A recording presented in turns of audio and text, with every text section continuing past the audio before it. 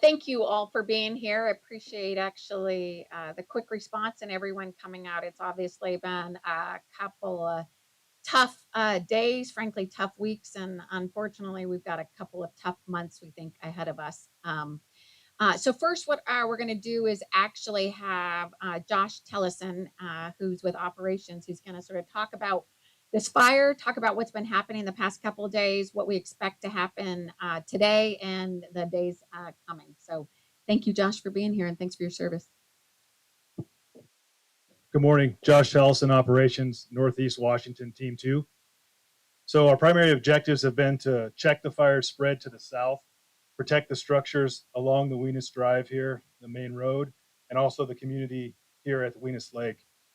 Our biggest challenges have been just a lack of resources, so it's taken us a couple days to get around it, but we have the north flank and east flank in very good shape, and we continue to mop up from the origin at DP 30 down through Alpha. A continued operation today is to continue to secure the presence along those structures there, and with any luck, we'll have this thing in patrol status by Sunday. I think that was the most efficient report I've ever had on a fire. Yeah, try to be efficient. I can tell. Thank you. And I'll, Yakima Vice Chairman, would you like to say a few words before we kind of dive in and take questions too?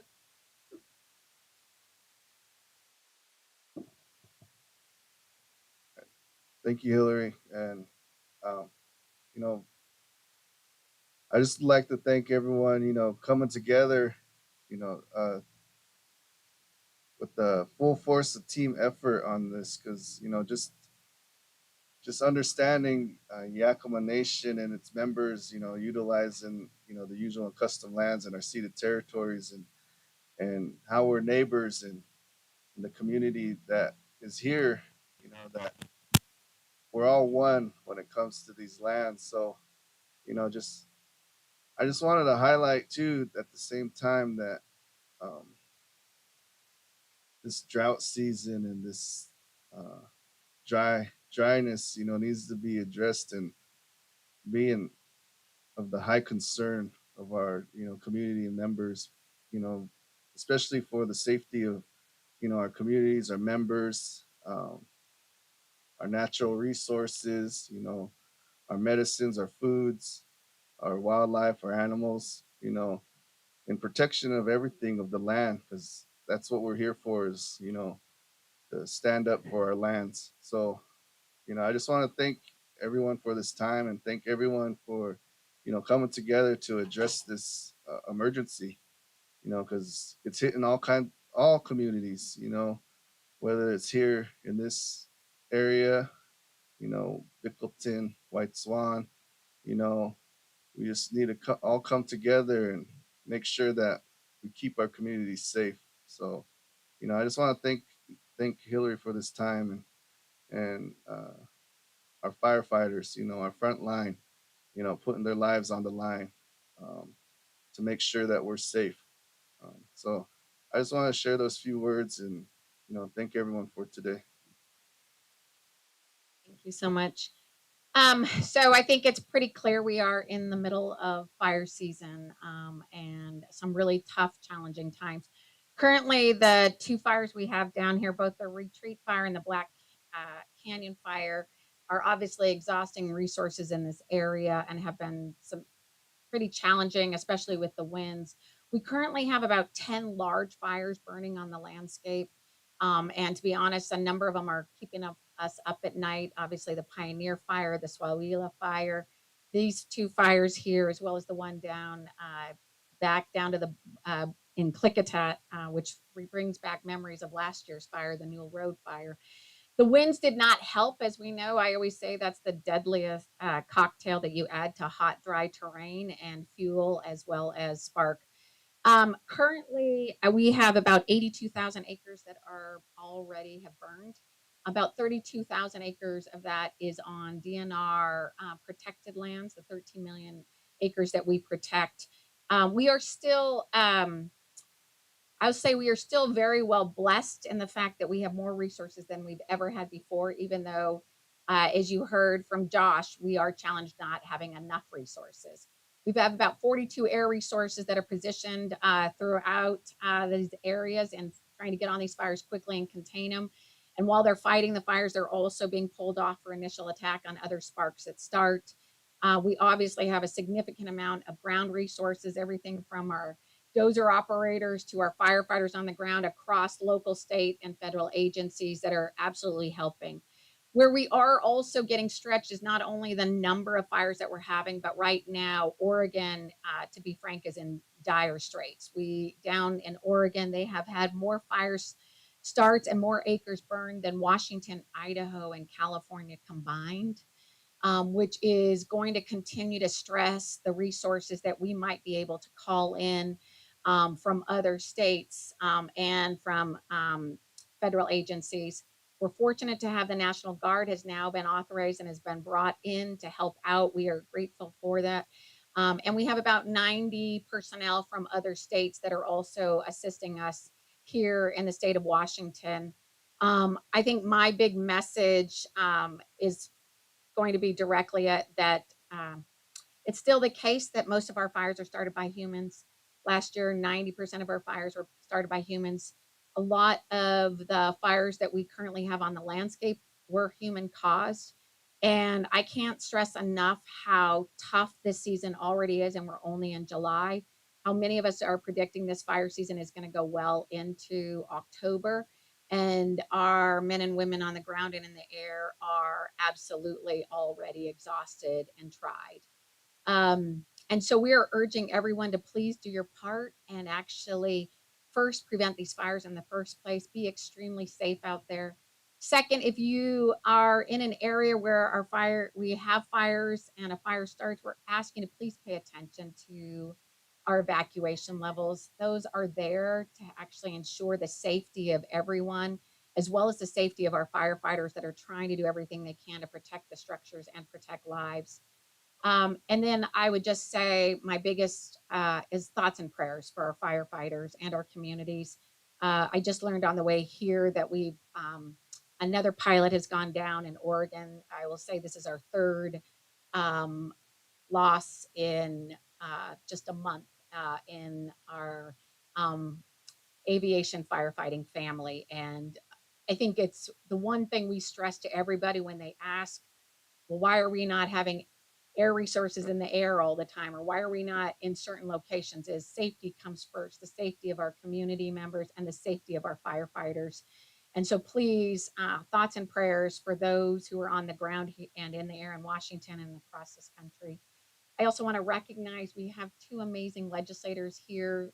And if you want, both of you come forward to be able to be present here along with Josh, and we can take questions. Um, just want to thank you for your leadership. Gina, you and I have been on a lot of fires together in 8 years, and I don't, you have a very challenging district in the context of a lot of hot, dry fuel and a lot of wind that doesn't necessarily help. But why don't you just want to introduce yourself, and then we're here to take questions. Thank you, Hillary. Washington State Rep Gina Mossbrecher, and just mostly my thoughts and prayers go out to the firefighters, as was said, but also to the families who have to evacuate. We're fighting the Bighorn fire in the gorge, and of course, across the river is concerning because, like you said, there's so many fires all at once that resources are limited. We've had fires switch from Oregon to Washington with embers and storms and wind that has caught embers and switched to Washington, Oregon. So we're both being very careful right now to protect those borders and those lines. So grateful for everyone here. Thank you for sharing with people. It puts their mind at ease. It gives them more peace knowing what's happening when they see smoke and they hear about fire and people being evacuated. And please, I just want to stress that the evacuation zones are critical. I've blocked roads before and people have tried to go past the level 3 to get their television or their pet, and it's just critical to save their life as well as firefighters who are risking their lives. So thank you for being here and thank you for giving everyone an update. Appreciate it. Good morning, everyone, and thank you, Hillary, for inviting us again. My name is Nikki Torres, and I'm a state senator for the 15th Legislative District, which is portions of 5 counties, mainly Yakima and Franklin County. And, I really want to give a heartfelt thank you to our first responders and all the agencies that have come together to help combat these fires. because it seems like our fire season has started earlier and they've been getting longer as well. So my heart goes out to everyone that's out there battling those fires and trying to keep our communities safe and our agriculture lands and our animals safe, but most importantly, again, our communities. So thank you. And thank you for the updates as well. We're happy to take questions. I bet, Josh, you're going to have to be ready to field a lot of these because you're the guy on the ground too. But happy to take questions. Yes. You touched on this a little bit, Commissioner, but the status of resources right now, I know we have more than ever, but not quite enough. Is this how, what do things look like? I mean, I'll say it is not normal about what we have being used right now, largely because we, 3 years ago, there was no way we had 42 air resources in Washington State. I mean, I think the first step is we brought in 42 air resources. 12 of them are DNR owned. So 10 of our Vietnam are Hueys. I always have to stress Vietnam just to show you that how old they are. And then 2 of our Kodiaks, which has helped really on the imaging and understanding of the movement of fires. That information is critical not only in helping strategically fight the fires and know where to be building that containment line, but it also is able to give real-time information down to the firefighters on the ground and the incident command about where they need to be, but how you keep your firefighters safe and the community safe.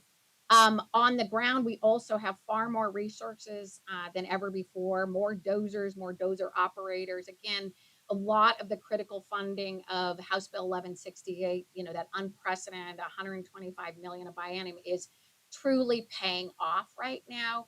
That being said, uh, as you heard from Josh, and I heard from a number of my own folks at DNR when I came in here, resources are stretched thin in a number of ways. I'd say resources are stretched thin and becoming that way in aviation, largely because we have to give them rest time. Resources are being stretched on the ground. Again, rest is critical, but many of the resources that we might be able to lean on nationally are right now largely going to Oregon for the obvious reasons. It is dire straits down there and really, really challenging. And that's why it's critical that we reduce these fires.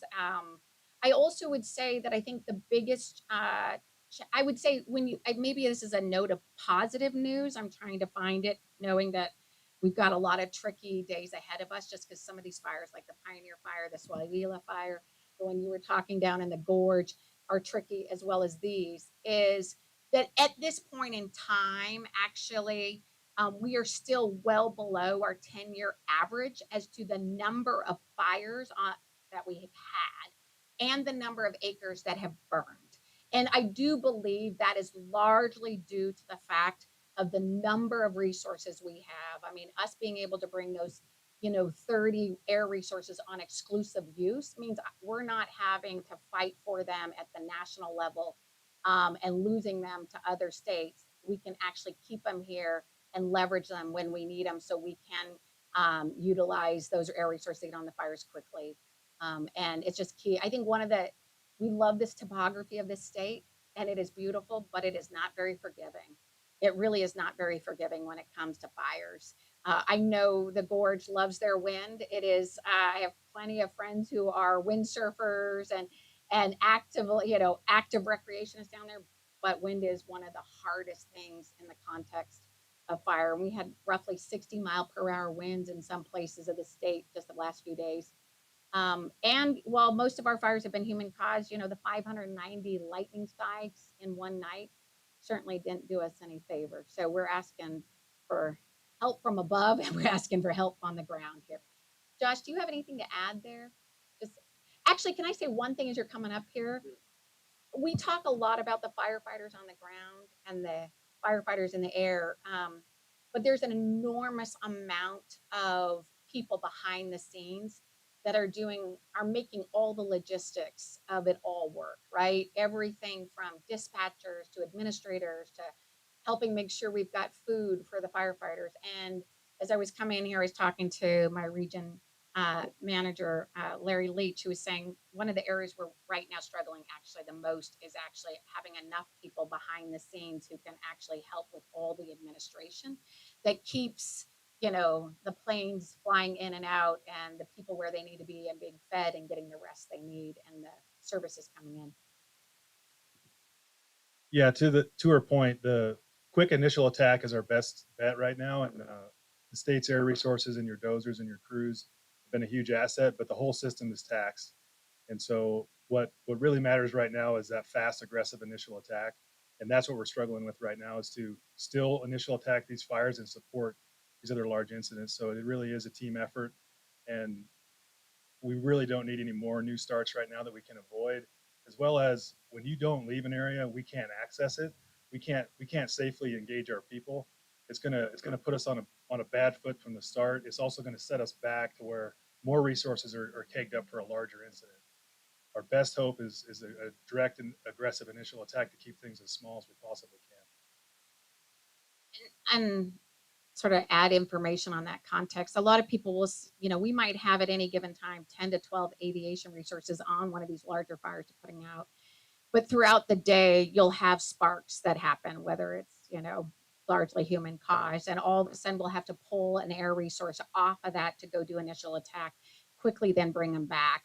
Sometimes people are wondering, why did that aircraft leave, right? It is because the more we can keep those other fires small and quickly put them out. Again, our goal is 90% of our fires put out before 10 acres. And last 2 years, we've been able to do 95% below 10 acres. The more we do that, the less of these catastrophic larger fires that have enormous amount of resources that go into it, the less of those we have. I mean, you can look, in the challenge in Oregon right now is, I don't know how many fires they have, but it is the entire state is largely blanketed with fires, and that takes enormous amount of resources. And we're trying to keep most of the ones small right now, and just, we'd love to say we only had 10 major incidents, and that would be a great year. Anyone else? Yes.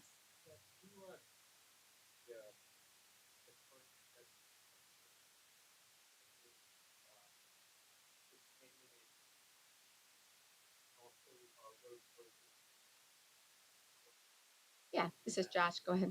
I can speak to Black Canyon. I don't have good accurate intel for you on Retreat, but on Black Canyon, we still are in a level 3 on in this community here at the lake, and all the structures along, and then we're still up. We have structures up here in our northern division. They're all still at a threat rate right now of level 3. So we're asking those folks to remain out. But I do feel confident when we get through today's burn period, we'll be able to lower those to a level 2 and let folks back in. And I gotta hand it to the community up here. They have been very welcoming to us and showing us around and letting us into their property to deal with these smokes. But I will say that one of our biggest challenges is there's so much perimeter out here to cover, and we have so few resources that we just have to be diligent. Because if we lose this one, then we can't help anybody else. So her point, we'll have to bring a bunch more equipment back in here. So things are looking good. We're on the uptick. If we get through today's burn period, I feel like we can start letting the communities back in and have a successful, secure fire to turn back over to the local.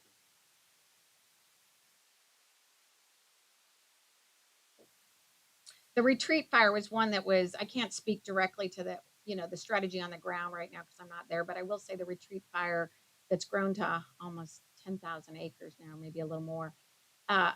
Unfortunately, those winds that we had literally blew it out on both sides, making it one far larger very quickly, but also creating even more challenge now because that winds just aren't helpful, and the topography doesn't help us necessarily either. Yes. What kind of impact does the structure of a fire like that? I know it's burning along both sides of the highway. When a fire is taking over sections of roadway, how does that impact ground crews' ability to fight it from that end? I know you don't have to speak. You know how to do fires, Yeah. like on that context. It's all about the egress of our people and the safety. So anytime a major roadway is impacted like that, the challenge we always have is our folks to safely engage and be able to egress. When you're dealing with a complex fire like that on both sides of a main road, obviously the values that are along there, it's just a lot of things to have to deal with. The biggest risk to our responders is their egress. So anytime a road like that's impacted, and from what I've seen, I believe Highway 12 is going to be impacted for quite some time. So that's our biggest threat. Is really our own egress. So anytime that folks aren't aren't giving us easy access or are remaining in there. It just means less good work that we can do and my people not being safe. So that's the biggest threat.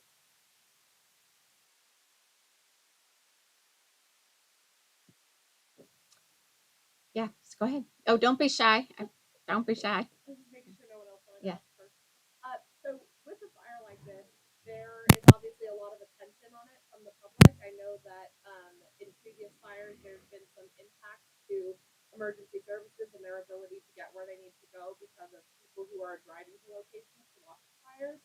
Do you have a message for the public when it comes to um, people wanting to come view the fires, especially in small towns like Poetry and Hyacinth, where there's not a lot of roads to get where people are going?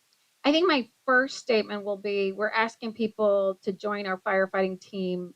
And we're not asking you to show up at the fire, we're asking you to stay away. Right? The best people can do right now is actually just create the least amount of work and stress for our firefighters, our first responders. Everything from please don't fly any drones into any area where we are fighting fires. It means we have to down our aviation crew immediately, to the context of please people listen to the evacuation orders, don't second guess our emergency response and our team. They know how to keep people safe. They've been doing this for decades.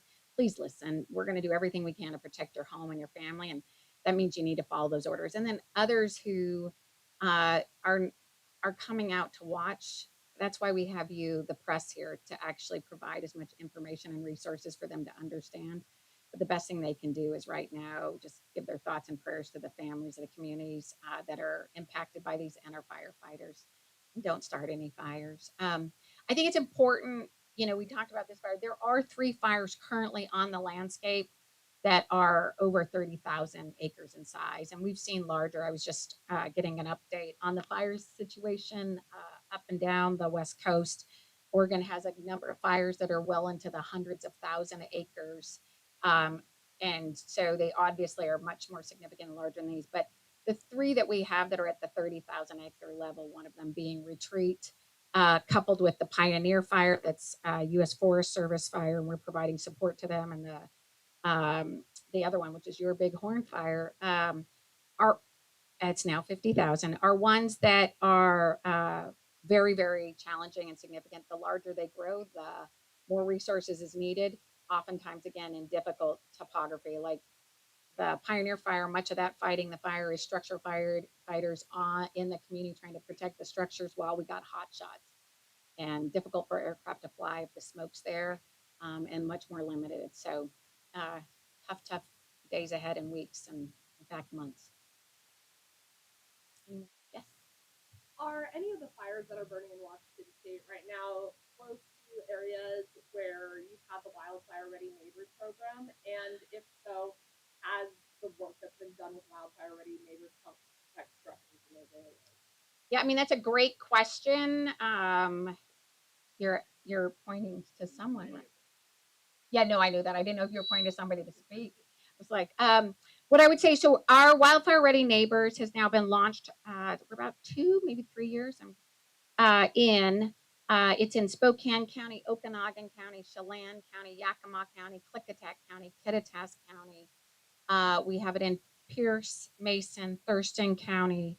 I might have left one out there, and I apologize. And so I would say every one of those counties has already had a fire, and obviously, I think it has already helped. And I would just say we're yet to see how it goes this fire season. But obviously, Yakima County with 2 significant fires here, a fire in Klickitat County. Whether that homeowner's taken action or their neighbors have, we don't necessarily know right now. But my hope on the only positive that comes out of this kind of fire season is people's awareness that no one in this state is immune from fires, and there are certainly communities that have far greater risk where they can take action. I just got a note from a friend of mine. One of her friends' house just burned down in the Natchez area, and you know, he wanted to thank all of our firefighters and everybody who's been doing everything to fight those fires and just unbelievable gratitude. But also, he is now struggling with significant loss for him and his family. So this is real. Yes. You just mentioned that there are three significant fires in the Yakima Valley. So when I was talking with the Red, I contacted the Red Cross, said that both of the evacuations they could not stand that because nobody came. Do you know where people are going given that level? I don't. I would just say, I mean, probably that's good that government. I don't think people want to know that I know where they went, but I meant that more. What I would say is most often I know people that I know, and just a few. It's a handful went to family and friends that have been taken in. But I think we need the Red Cross available because we do not know, especially when you have the conditions we've had, especially the wind. You don't know when it could blow out again. You don't know where it could blow out. You don't know how. We're going to try to keep it contained, as Josh had said, and same. We're going to try to make significant progress on the retreat fire. But having experienced the two Spokane County fires last year, which were unbelievable devastation, and seeing what an amazing gift Red Cross was and how much they provided to the community there. Grateful for Red Cross being there. We all are. And we're just thankful that they're there for those who might not have family or friends who can take them in. I think part of what you have right now is not as significant of a you have a number of people left, but they have places to go and they've been planning for it. I mean, one of the things about Yakima County is it has plenty of experience in wildfires, similar to Clackatat. It's not necessarily a gift, but at least it gives them experience to prepare. Yes. With the big fire that we had out in White Swan and the number of structures that were lost there, is there, and the fact that we've had fires there since, is there a concern specifically about that area that we could see something similar to what we saw in Malden? A question for you, Josh. Maybe. I mean, I could generalize. yeah. I mean, I'll just say one thing. I mean, Malden. I'll just say I hope the state never experiences what happened in Labor Day 2020. Right? I mean, you had hurricane force winds in every corner of central and eastern Washington. We had 56 fires in 24 hours. We had 600,000 acres burn in 72 hours. Just 600,000 acres in 72 hours. And the town of Malden literally burned in 2 hours, 80% of the structures lost. For that, it often takes not only the hot, dry degree weather that we've had here consistently, but it takes those hurricane force winds. That's why I get very, very scared. I was nervous on Wednesday for the conditions. It is nice that the wind is not blowing here, but wind is what creates that kind of real unfortunate tragedy. Yeah, to the earlier point about fuels management, I mean, that's really the only thing we can manipulate at this point is the fuel. So, in no community, in my opinion, in Eastern Washington is going to be immune to a catastrophic wildfire. So, the importance of dealing with those fuels, it's the only thing we can affect right now. We can remove the fuel and we can give firefighters a chance. That's our best shot.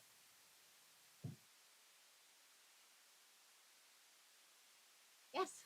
Any updates on fires? I- One, I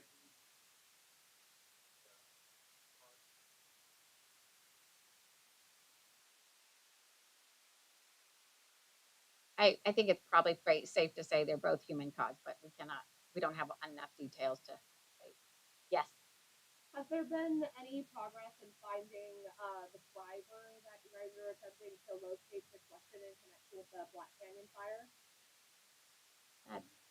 For you, Josh? yeah, we're good. We're good? We spoke. Okay, great. There you go. We have. Did it help? We spoke. Stay tuned. Anyone else? You're all baking here under the sun. Just imagine my firefighters and their Nomax. Even worse. Hotter, more challenging. Anything else, anyone? Thank you all. I will say thanks to the media. This is obviously very, very important. The more we're raising the attention on the issue around fires, the better we will be able to keep everyone safe and reduce them. So thank you.